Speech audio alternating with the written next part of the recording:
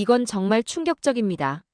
미국에서 한국 유학생과 연구자, 그리고 한국인 교수들까지 강제 추방되고 있습니다.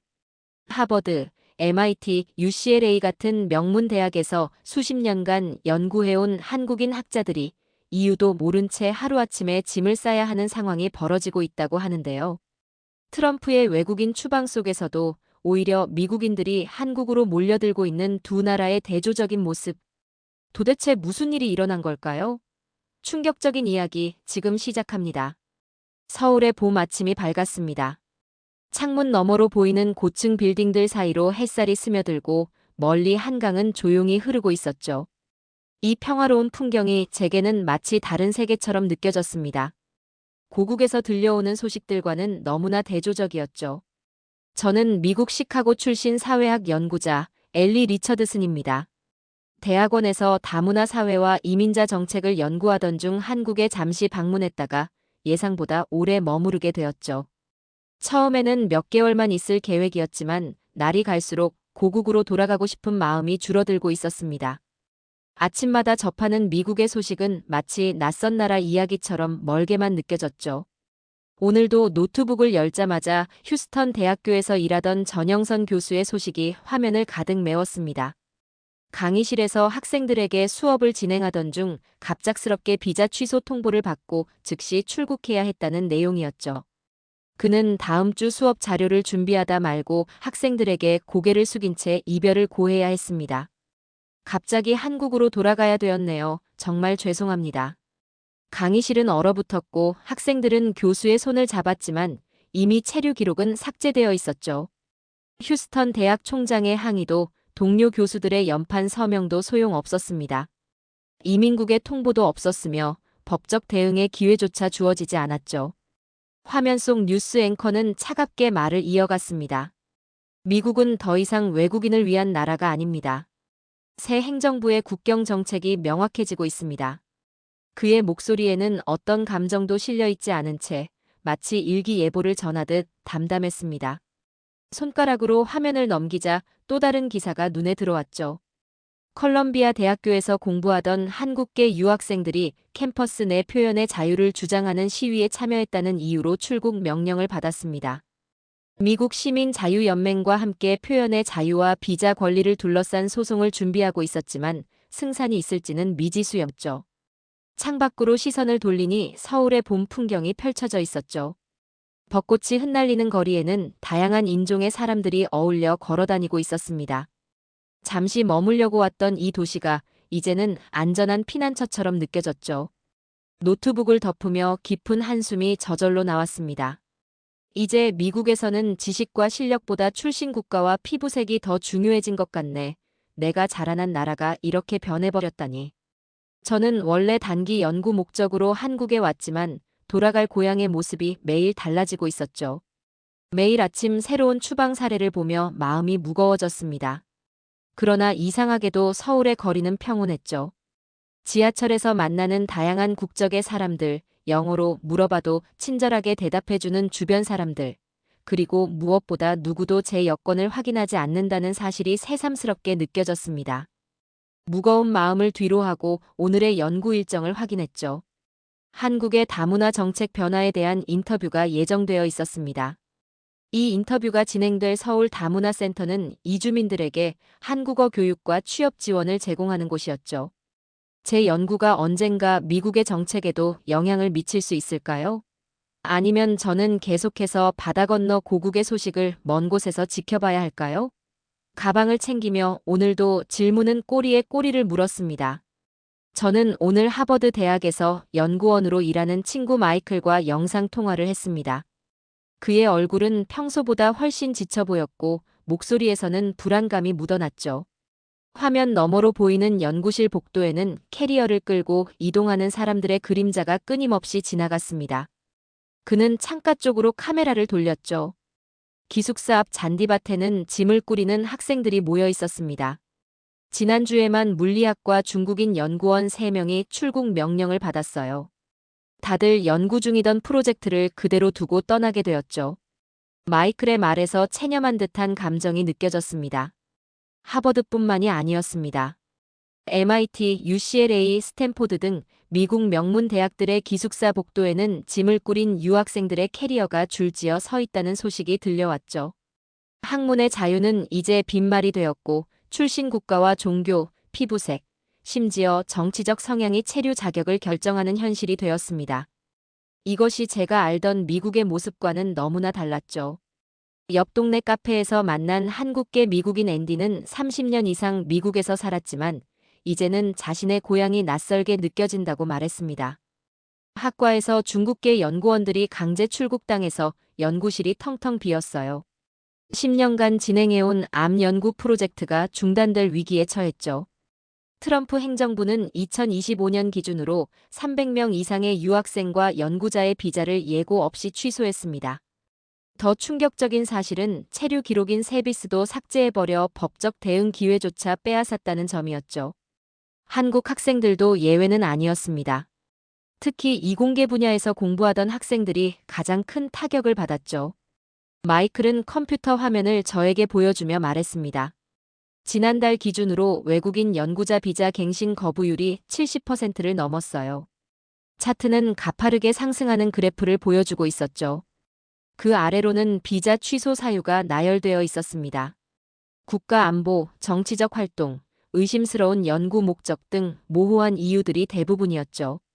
미국은 이제 국적과 인종으로 사람을 판단하는 나라가 되어가고 있었습니다. 잠시 후 미국에 남아있는 친구 매튜에게 메시지를 보냈습니다. 서울은 상황이 달라. 여기는 여전히 조용하고 출신 나라로 사람을 판단하지 않아. 사람 그 자체가 먼저인 것 같아. 이 말을 타이핑하면서 제 마음에도 작은 위안이 찾아왔죠. 저는 커피 한 모금을 마시며 창밖을 바라봤습니다. 한강변을 따라 조깅하는 다양한 인종의 사람들이 보였고 그들 모두 평화롭게 공존하는 모습이 신기하게 다가왔습니다. 저는 노트북 화면을 통해 고향 시카고의 모습을 지켜보고 있었습니다. 2025년 4월 5일 미국 전역 1,400개 도시에서 동시다발적으로 일어난 시위 현장이었죠. 밀레니엄 파크는 인파로 가득 찼고 사람들은 하나같이 핸즈오프라고 적힌 푸른색 팻말을 들고 있었습니다. 교육 예산 3조 원 삭감, 하버드와 MIT 연구 프로젝트 중단, 사회보장과 의료 예산 축소까지 모든 불만이 한꺼번에 폭발한 것이었죠. 우리는 더 이상 후퇴할 수 없습니다. 사회 안전망의 해체는 결국 모두의 불행으로 돌아올 것입니다. 시위 지도부의 목소리가 광장에 울려 퍼졌고 화면 속 군중들은 박수와 함성으로 호응했죠. 저는 그 광경을 보며 한참 동안 말을 잇지 못했습니다. 제가 학생 시절 그곳에서 연설했던 기억이 떠올랐죠. 시카고뿐만이 아니었습니다. 샌프란시스코, 뉴욕, 워싱턴 등 미국 전역에서 시민들이 거리로 쏟아져 나왔죠. 놀라운 점은 런던, 파리, 베를린 등 유럽 도시에서도 동시다발적으로 연대 시위가 벌어졌다는 사실이었습니다. 세계 시민들은 미국의 퇴행적 정책에 우려의 목소리를 내고 있었죠. 화면 속 뉴스 앵커는 현장 리포터와 대화를 나누고 있었습니다. 이번 시위는 특히 젊은 층의 참여가 두드러지고 있습니다. 박사과정 학생들과 연구원들이 대거 참여한 것이 특징이죠. 리포터의 목소리에는 긴장감이 느껴졌습니다. 그의 뒤로 대학생들이 모여 구호를 외치고 있었죠. 지식의 국경은 없습니다. 학문의 장벽은 있을 수 없습니다. 버니 샌더스 상원의원의 연설이 이어졌습니다. 그는 단상 위에서 주먹을 높이 들어올렸죠. 한국처럼 시민이 직접 방향을 바꾸는 나라가 되어야 합니다. 저는 그 말을 듣고 잠시 생각에 잠겼고 2016년 한국의 촛불 시위를 떠올렸죠. 그때 저는 대학원생으로서 한국 민주주의의 역동성에 관한 논문을 준비하고 있었습니다. 그 당시에는 미국이 더 안정적인 민주주의 국가라고 자부했었죠. 하지만 지금은 어떤가요? 서울은 평화로운데 미국 전역은 혼란스러웠습니다. 노트북 화면은 이제 시카고 밀레니엄 파크 전경을 보여주고 있었죠. 인파 속에서 학생들, 교수들, 시민들이 서로 격려하며 행진하는 모습이 보였습니다. 경찰 병력도 대거 동원되어 있었고 긴장감이 감돌았죠. 사람들은 학교 교육 예산 삭감과 연구 중단에 항의하는 구호를 외치고 있었습니다. 트럼프 행정부는 교육 예산을 삭감하면서도 국경 강화에는 천문학적 비용을 쏟아붓고 있습니다. 이것이 미래를 위한 투자입니까? 한 교수가 마이크를 잡고 외쳤습니다. 군중들은 아니오라는 외침과 함께 손을 흔들었죠. 저는 여러 도시의 상황을 번갈아 확인했습니다. 보스턴, 시애틀, 오스틴 모두 비슷한 광경이었죠. 저도 모르게 중얼거렸습니다. 여긴 계속 시끄러운데 왜 바뀌는 건 없을까요? 저는 오늘 서울 종로구의 한 조용한 찻집에서 김명희 여사를 만났습니다. 그녀는 68세의 전직 중학교 교사로 1980년대부터 외국인 유학생 돕기 활동을 해온 분이었죠. 노란 한복 저고리를 곱게 차려입은 그녀는 따뜻한 미소로 저를 맞이했습니다. 차를 한 잔 앞에 두고 그녀는 한국이 외국인을 어떻게 대해왔는지에 대한 이야기를 들려주었죠. 1980년대는 지금과 달리 한국이 많이 가난했어요. 아직 국제통화기금의 위기도 겪기 전이었고 외국에서 온 학생들에게 줄 것도 별로 없었죠. 김 여사의 목소리에는 그 시절의 기억이 생생하게 담겨 있었습니다. 그래도 우리는 아프리카와 아시아에서 온 청년들을 초청해 대학 교육을 제공했어요. 국가 차원에서 장학금을 마련했죠. 저는 그 시기에 관한 자료를 찾아본 적이 있었습니다. 당시 한국의 1인당 국민소득은 지금의 10분의 1에 불과했죠. 그런데도 외국인 유학생 지원 프로그램이 이미 시작되었다는 사실이 놀라웠습니다. 기숙사의 전기도 자주 끊겼어요. 그럴 때면 촛불 켜고 같이 밥을 해 먹였죠. 케냐에서 온 학생들은 처음에 한국 음식이 너무 맵다며 고생했어요. 김 여사는 웃으면서 이야기를 이어갔습니다. 하지만 곧 된장찌개를 잘 먹게 되었죠. 외국인 학생들을 위한 특별 수업도 열었어요. 저는 궁금한 점이 생겼습니다. 그때는 다문화에 대한 인식이 지금처럼 높지 않았을 텐데 어려움은 없었나요? 김 여사는 고개를 끄덕이며 대답했죠. 물론 있었죠. 처음에는 이웃들도 외국인을 보면 낯설어 했어요. 특히 피부색이 다른 사람들에게는 더 그랬죠. 하지만 시간이 지나면서 자연스럽게 받아들이게 되었어요. 인연이란 게 그렇게 만들어지는 거니까요. 1990년대에 접어들면서 한국의 다문화 정책은 더욱 체계화되었습니다. 다문화 기숙사가 생겨났고 외국인 가족 정착 지원 제도도 마련되었죠.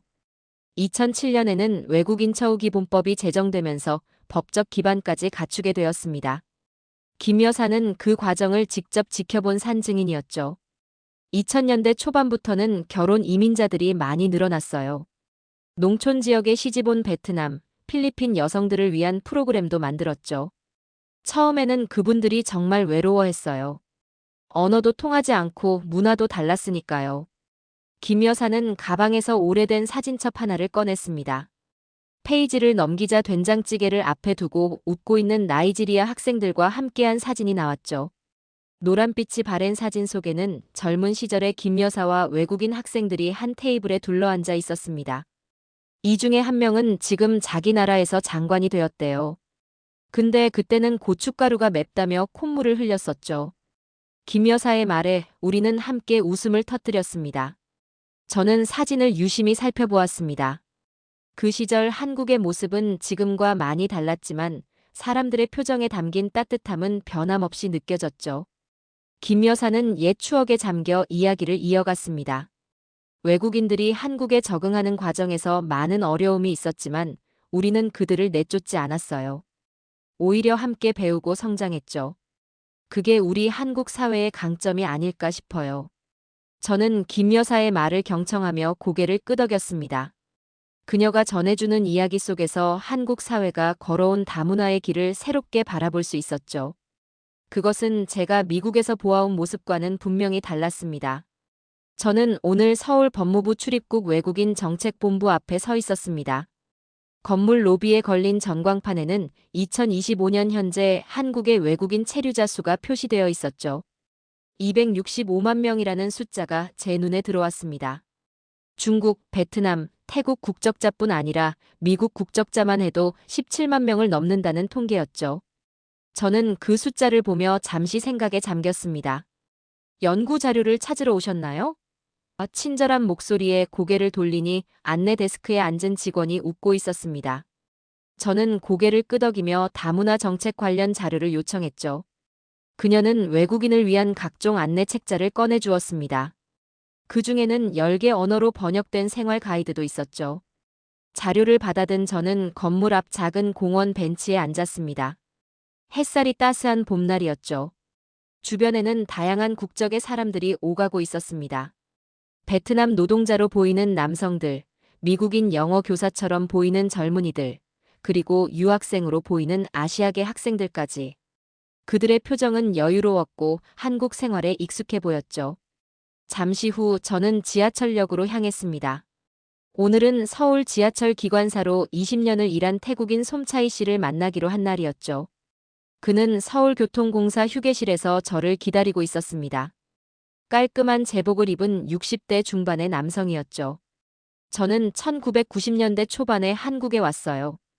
처음에는 공장에서 일했지만 지하철 운전기사 모집 공고를 보고 지원했죠. 솜차이 씨는 유창한 한국어로 말했습니다. 그의 발음에는 약간의 태국 억양이 남아 있었지만 의사소통에는 전혀 문제가 없었죠. 처음에는 외국인이라고 편견이 있었어요. 하지만 시간이 지나면서 사람들의 인식이 바뀌었죠. 그의 이야기는 이어졌습니다. 여기선 내가 어디서 왔는지보다 내가 오늘 누구를 안전하게 태웠는지가 중요해요. 그게 제가 한국에 남아있는 이유죠. 솜차이 씨의 말에는 자부심이 넘쳤습니다. 그는 지난 20년간 단 한 번의 사고도 없이 승객들을 안전하게 실어 나른 베테랑 기관사였죠. 다음으로 저는 서울 서쪽의 한 초등학교를 찾았습니다. 박이슬 교사를 만나기 위해서였죠. 그녀는 33세의 다문화 2세대 교사로 1990년대 아시아계 아버지와 한국인 어머니 사이에서 태어났습니다.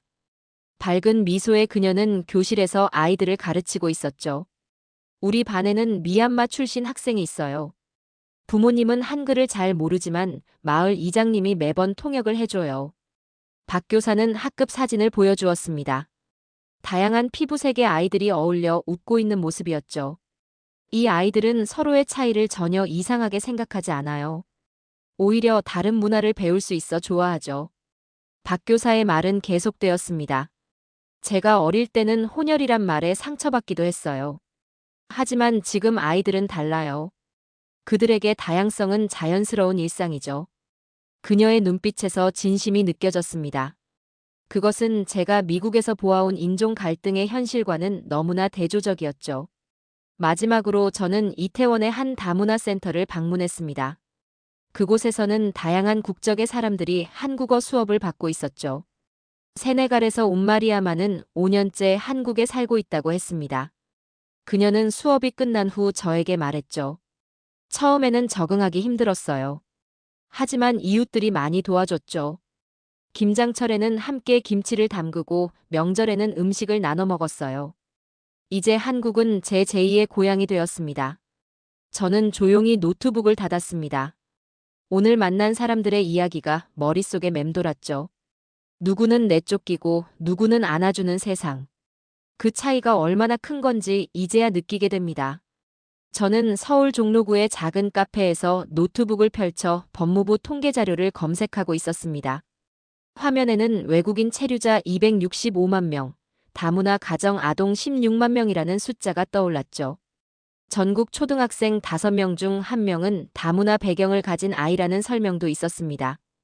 흥미로운 점은 이 모든 변화가 불과 30년 만에 일어났다는 사실이었죠. 커피를 한 모금 마시며 저는 미국의 상황과 비교해 보았습니다. 미국은 건국 초기부터 이민자들의 나라였지만 지금은 점점 문을 닫아가고 있었죠. 반면 한국은 단일 민족의 역사를 가진 나라였지만 점차 문을 열어가고 있었습니다. 이 대조적인 흐름이 제 연구의 핵심 주제였죠. 노트북 화면을 넘기다 보니 한 외국인이 쓴 블로그 글이 눈에 띄었습니다. 한국이 이렇게까지 다양성을 받아들이는 줄 몰랐어요. 정말 놀랍습니다. 라는 댓글이 달려 있었죠. 그 밑으로 수십 개의 비슷한 댓글이 이어졌습니다. 대부분 한국의 다문화 정책과 개방성의 놀라움을 표현하는 내용이었죠. 저는 커피숍 창가 너머로 지나가는 사람들을 바라보았습니다. 다양한 인종의 사람들이 서울의 거리를 자연스럽게 걸어다니고 있었죠. 이런 모습이 30년 전에는 상상하기 어려웠을 것입니다. 한국은 변화하고 있었고 그 속도가 놀라웠습니다. 오후에는 김명희 여사를 다시 만났습니다. 이번에는 그녀의 집에서였죠. 아담한 아파트 거실에는 세계 각국에서 온 기념품들이 가득했습니다. 그녀가 여러 나라 유학생들과 맺은 인연의 흔적이었죠. 뉴스에는 잘 안 나와요. 한국이 외국인에게 얼마나 열려 있는지는요. 김 여사가 차를 내오며 말했습니다. 근데 우린 예전부터 외국인 이웃이랑 김장도 같이 담갔어요. 그렇게 자연스럽게 받아들인 거죠. 그녀의 말에는 자부심이 묻어났습니다. 저는 궁금한 점이 있었죠. 한국이 이렇게 다문화 사회로 변화하는 과정에서 갈등은 없었나요? 김 여사는 고개를 끄덕였습니다. 물론 있었죠. 지금도 있고요. 완벽한 사회는 없으니까요. 하지만 중요한 건 방향성입니다. 한국은 조금씩 열려가는 방향으로 가고 있어요. 그게 중요하죠. 저는 고개를 끄덕이며 노트에 그녀의 말을 적었습니다. 방향성, 그것이 핵심이었죠. 미국과 한국은 서로 다른 방향으로 움직이고 있었습니다. 한 나라는 닫히고 다른 나라는 열리고 있었죠. 오후 늦게 저는 서울의 한 다문화 축제 현장을 찾았습니다. 광화문 광장에서 열린 이 행사에는 수만 명의 사람들이 모여 있었죠. 각국의 음식과 문화를 체험할 수 있는 부스가 즐비했고 다양한 나라의 전통 공연이 펼쳐지고 있었습니다. 인도네시아 음식 부스 앞에서 저는 한 중년 여성과 이야기를 나누게 되었죠. 그녀는 20년 전 한국으로 시집온 필리핀 출신이었습니다. 처음에는 정말 힘들었어요. 말도 안 통하고 음식도 달랐으니까요. 하지만 이제는 한국이 제 고향이 되었습니다. 그녀의 말에서 진심이 느껴졌죠. 축제장을 돌아다니며 저는 다양한 사람들의 이야기를 들었습니다. 캄보디아에서 온 노동자, 미국에서 온 영어 교사, 프랑스에서 온 요리사까지. 그들은 모두 한국에서의 삶에 대해 이야기했죠. 물론 어려움도 있었지만 대부분은 한국 사회가 점차 열려가고 있다는 데 동의했습니다. 저는 축제장을 나오며 한 가지 확신을 갖게 되었습니다. 사회의 열림과 닫힘은 정책만으로 결정되는 것이 아니라 그 사회를 구성하는 사람들의 태도와 마음가짐에 의해 좌우된다는 것이었죠. 그리고 한국은 그 방향성을 잃지 않고 있었습니다. 저는 오늘 아침 서울의 작은 편의점에 들렀습니다. 간단한 아침 식사를 위해 샌드위치와 커피를 골랐죠. 계산대 앞에서 지갑을 열었을 때 당황스러운 상황이 벌어졌습니다. 한국 돈이 부족했죠. 영어로 머뭇거리며 설명하려는 저에게 점원은 미소를 지으며 말했습니다. 괜찮아요. 다음에 오실 때 주셔도 됩니다. 저는 깜짝 놀랐죠. 모르는 외국인에게 이런 배려를 보여주다니 말입니다. 서울에서의 일상은 이처럼 작은 온기로 가득 차 있었습니다. 길을 잃고 헤매던 날, 한국어를 모르는 저를 위해 영어를 서툴게 사용하면서도 10분이나 길을 안내해준 할머니가 있었죠. 택시기사는 길을 잘못 돌아 요금이 더 나왔을 때 괜찮아요. 제 실수니까요 라며 요금을 깎아주었습니다. 이런 작은 배려들이 모여 제 마음을 따뜻하게 만들었죠. 오늘 오후 저는 동대문 근처의 재래시장을 찾았습니다. 활기찬 시장 분위기에 이끌려 이리저리 구경하던 중이었죠. 한 미역 파는 아주머니가 저를 불러 세웠습니다. 어디서 왔어요? 서툰 영어로 물으셨죠. 제가 미국에서 왔다고 하자 그녀는 환하게 웃으며 미역 한 묶음을 저에게 건넸습니다. 한국에서 잘 지내요? 아주머니가 물었습니다. 저는 고개를 끄덕이며 한국어로 네, 좋아요라고 대답했죠. 그러자 그녀는 기뻐하며 미역을 한 줌 더 얹어주었습니다. 외국인이 우리말 하니 반갑네. 다음엔 김도 사가요, 아가씨. 저는 그 자리에서 멈칫했습니다. 영어 이름도 출신 국가도 묻지 않고 그냥 아가씨라고 부르는 그 호칭이 낯설고 따뜻하게 느껴졌죠. 미국에서는 늘 피부색이나 억양으로 판단받았는데 여기서는 그저 한 사람으로 대해주는 것이 신선했습니다. 지하철에서 만난 노년의 교수님과의 대화도 기억에 남습니다. 우연히 제 연구 주제에 관해 이야기하게 되었는데 그는 진지하게 의견을 들어주셨죠. 한국도 완벽하진 않아요. 하지만 우리는 배우려고 노력합니다. 그게 중요한 거죠. 그의 겸손한 태도에서 한국 사회의 성숙함을 느낄 수 있었습니다. 한국에 온 지 6개월, 저는 이곳에서의 삶이 미국에서의 삶과 어떻게 다른지 점점 더 명확하게 알게 되었죠. 여기서는 제가 연구자로서 그리고 한 사람으로서 존중받는다는 느낌이 들었습니다. 물론 언어의 장벽이나 문화적 차이로 인한 어려움도 있었지만 그것이 차별로 이어지지는 않았죠. 어느 비 오는 날 우산을 준비하지 못한 채 버스 정류장에 서 있던 적이 있습니다. 옆에 서 있던 중학생으로 보이는 소년이 자신의 우산을 내밀었죠. 같이 써요. 간단한 말이었지만 그 배려는 제 마음에 깊은 인상을 남겼습니다. 미국에서는 낯선 사람을 경계하도록 가르치는데 여기서는 낯선 사람도 함께 나누는 문화가 살아있었죠. 대학 연구실에서 만난 한국인 동료들은 제 연구에 진심 어린 관심을 보여주었습니다. 그들은 제 의견에 귀 기울이고 때로는 날카로운 질문으로 저를 성장시켜 주었죠. 엘리의 관점은 정말 신선해요. 우리가 미처 보지 못한 부분을 볼 수 있게 해주니까요. 이런 말을 들을 때마다 연구자로서의 자부심을 느꼈습니다. 저는 오늘 저녁 한강변을 산책하며 이런 생각들을 정리했습니다. 멀리서 바라본 서울의 야경은 참 아름다웠죠. 반짝이는 빌딩 숲 사이로 한강이 고요히 흐르고 있었습니다. 그 강처럼 한국 사회도 조용히 열리고 성장하고 있는 것 같았죠. 여기선 내 피부색보다 말 한마디로 나를 기억해줘요. 제가 일기장에 적은 문장입니다. 그것이 바로 제가 한국에서 느낀 가장 큰 차이점이었죠. 사람이 먼저고 그 다음에 국적이나 인종이 오는 사회. 완벽하진 않지만 그런 방향으로 나아가는 모습이 제게는 희망으로 다가왔습니다. 저는 오늘 인천국제공항에 서 있습니다. 미국에서 동료 연구자가 단기 방문차 한국에 오는 날이었죠. 출국장 앞에는 스터디 인 코리아 60주년 배너가 크게 걸려 있었습니다. 한국이 외국인 유학생을 받기 시작한 지 60년이 되었다는 내용이었죠. 그 세월 동안 얼마나 많은 이들이 이곳에서 꿈을 키우고 돌아갔을까요? 공항 대기실에는 다양한 사람들이 오가고 있었습니다. 손을 꼭 잡은 스리랑카 출신 가족, 한국어로 능숙하게 통화하는 케냐계 연구자, 청소 중인 다문화 2세대 대학생까지. 이들은 모두 한국 사회의 일부였죠. 저는 그들을 바라보며 지난 8개월간의 한국 생활을 돌아보았습니다. 물론 한국 사회가 완벽하지는 않았습니다. 제가 만난 외국인 노동자 중에는 여전히 차별과 편견에 시달리는 이들도 있었죠. 다문화 가정 아이들이 학교에서 겪는 어려움도 있었고 외국인에 대한 고정관념도 완전히 사라지지는 않았습니다. 그럼에도 불구하고 한국은 꾸준히 변화하고 있었죠. 엘리. 멀리서 들려오는 목소리에 고개를 돌렸습니다. 제 동료 사라가 손을 흔들며 다가오고 있었죠. 그녀는 몇 주 전까지 미국 내 한국인 추방 상황을 취재하던 저널리스트였습니다.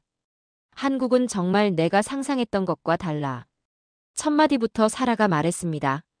공항에서부터 느껴지는 분위기가 달라요. 외국인에 대한 시선이 덜 경계적이죠. 공항 밖으로 나오면서 우리는 계속 이야기를 나누었습니다. 사라는 최근 미국 상황을 전해주었습니다. 추방된 한국인 연구자들 중 몇몇은 학계에서 큰 손실로 여겨지고 있어요. 특히 하버드와 MIT에서는 항해 서명이 계속되고 있죠. 그녀의 말에서 안타까움이 느껴졌습니다. 우리는 서울로 향하는 공항철도에 올랐습니다. 차창 밖으로 도시의 풍경이 빠르게 지나갔죠. 사라는 창밖을 바라보며 말했습니다. 이곳이 과거 한국 전쟁으로 폐허가 되었던 나라라는 게 믿기지 않아요. 그리고 지금은 외국인들이 안전하게 정착할 수 있는 나라가 되었다니. 저는 그녀에게 지난 몇 개월간의 경험을 이야기했습니다.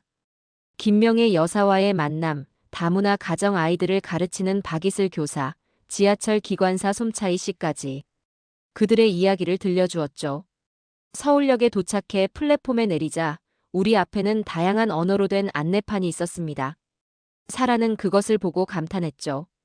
미국에선 이런 광경을 보기 힘들어요. 특히 요즘은요.